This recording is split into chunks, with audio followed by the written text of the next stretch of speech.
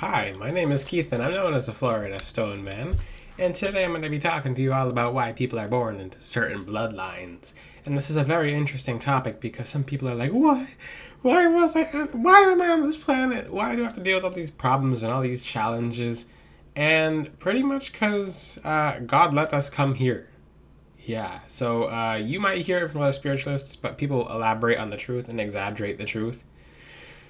And this is something that is very akashic, not a lot of people know, but your zodiac sign, the time you're born, the family you're born to, the parents you have, the bloodline you are in, is never coincidental.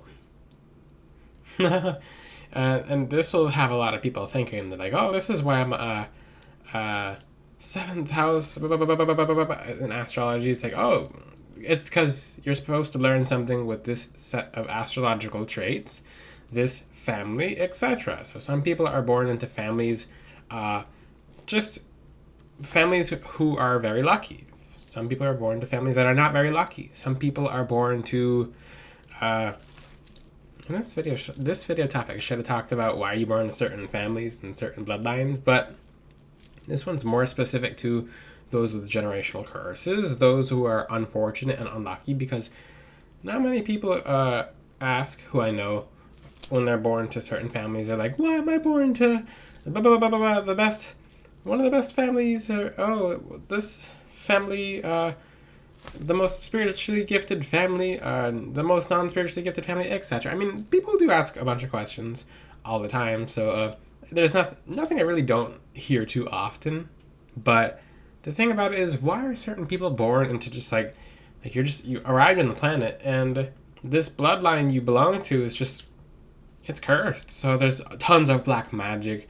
There's it's unfortunate that some people end up in certain bloodlines, but you have to understand that when you're being born to that bloodline, check certain things in your spiritual background, because you are normally the strongest person of the bloodline.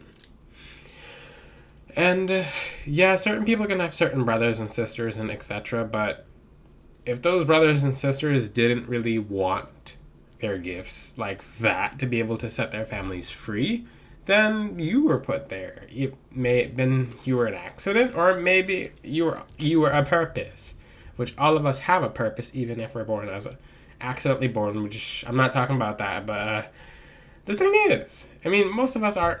I'm not gonna say most of us are accidents. I mean, in this day and age, you never know. It's the person and the circumstances. Sometimes we're not really planned, but we're in God's plan regardless, even way before we're born.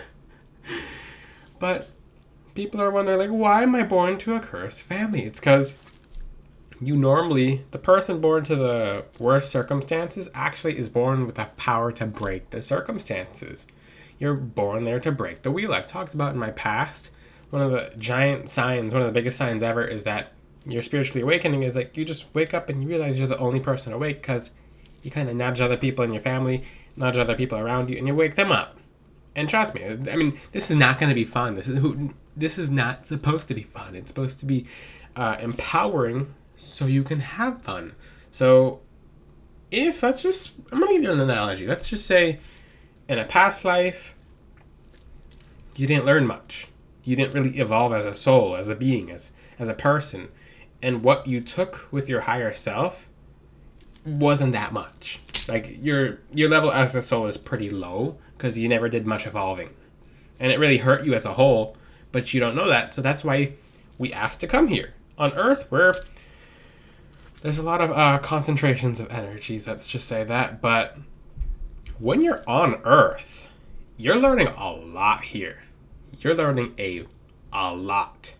So every time you're on Earth and something happens and an experience happens, we become a better person or a not so better person. But that's what we kind of needed to see what kind of person we are.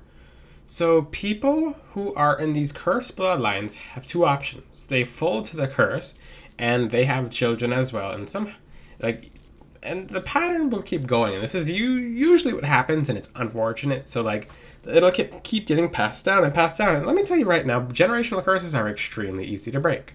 They're not hard. The hard part is changing people's minds and their beliefs. So when it comes to generational curses, they're very easy to break, but most people don't see that. People just fully succumb. Normally the generational curse is already dead, but people keep reviving it. People keep bringing the generational curse back to life. And this is just really unfortunate because people are like, well, I have a generational curse, so I can't do anything. I'm like, you're passing it on. Like, this thing was dead a long time ago. This generational curse was dead until you brought it back. So the thing about this generational curse is you give it power when it's already died.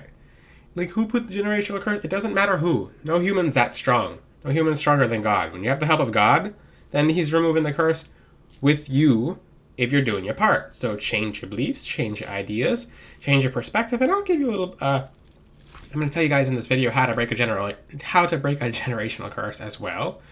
And number one, it starts with your beliefs. So if you believe it can never be broken, it's not going to be broken, and you're going to hurt the rest of your bloodline. That's that. You're going to fold to it. You're not going to be able to... And it does not matter whatever kind of generational curse, because the people who have come to me for help, they've had the worst generational curses, like ones you can't imagine, like people doing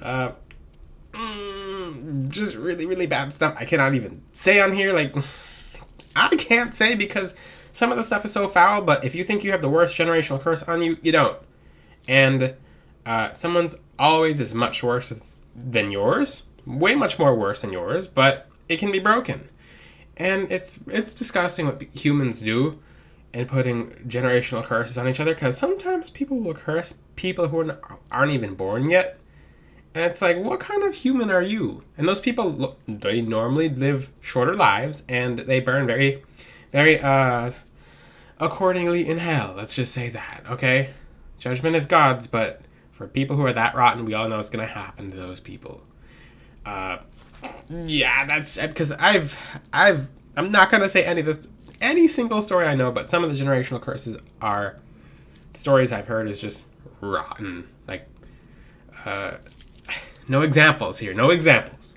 You guys don't need to know the imagination of other people, but the thing about generational curses, are easily broken, and God didn't put you anywhere he can't empower you to be able to break yourself out of. There's no chains that can't be broken with God's help. So if you're in the worst spot and you fully trust in God and you fully do your part and you're moving yourself closer to him, you're doing everything right, you're finding, because he put a lot of different things in the earth, parts of himself, he infused into the earth when he made the earth into empowering us to break any generational curse. What's the first crystal? Oh, guys, can you guess what crystal I'm going to suggest for breaking a generational curse? Can you guess? 3, 2, 1. Black tourmaline. This is the most vicious crystal against getting rid of curses. Any curse. Any black magic. However long ago it was. That's it. When you wear the black tourmaline, it gets rid of the generational curse. And I have black tourmaline on my website. So I don't normally tell you guys what it's supposed to do. Because I never used to tell people that I had black tourmaline on my website until people were getting fake tourmaline, and a year would go by and people were like, well, this thing's not working, stone. And I'm like, oh, cool, nice glass. Or like, hey, someone sold you obsidian instead of for black tourmaline. But when you wear black tourmaline, basically what happens is the energies of the curse is vacuumed into the stone. So you cleanse and charge the stone, it's released. What happens when a lot of you guys are cursed? You flip out. Most of you flat out flip out. Some of you get so ungrounded that you're manifesting all these dark energies for yourself when you think additional people are cursing you, etc. That black tourmaline calms you down. It grounds you. It takes you back to Mother Earth. That's what you need to be able to get the curses off of you. Which curses are very easy to get off. Most of the time they're going back anyway. Let me tell you right now, if you're doing anything to engage in the curse or engage in bad behavior, sometimes your angels will let that stay on you, so when you're ready to stop doing bad behaviors, it'll come off very easily. It's like, oh, that was magical. Yeah, because you had to stop doing evil. It takes a long time for people to put 2 and 2 together, but So at that point, when you break the curse on yourself, and it's freakishly easy. Sometimes the power comes from just knowing that you're able to break the curse, or that you're stronger than the past few bloodlines before you, and it wasn't that difficult for you to break the generational curse. Now, the tough part can be kind of going to your family and to your brothers, your sisters, aunts, uncles, grandparents, and then saying, "Oh, we fixed this," or like, "Hey, the bad luck's over." Versus they've been around for a while, and some of them don't believe in it. Some of them don't want the help. Some of them don't believe in spirituality, etc., and they're just fighting the help when you're there to help them anyway. And that's the tough part, because you'll have to do it very sneakily. So sometimes if you have family who has heavy dark energy and heavy curses and heavy baggage from something someone did, just because, in my opinion, and from what I've seen, generational curses are not all that. For one person to curse a whole bloodline, no one's that strong, okay? When you believe in God, when you move yourself closer to God, when you trust in God, no human is that strong. They can cause many inconveniences, but that can be cleaned up with a crystal such as black tourmaline. Specifically my black tourmaline, because I guarantee what I sell. You guys will buy black tourmaline, someone random online, you're like, it doesn't work. That's charcoal. But, I mean, I've gotten charcoal from Amazon before trying to get black tourmaline off Amazon. I'm like, oh, learned my lesson. That's a long time ago, though, but I'm like, well, at least I can put this in the stocking. I'm kidding.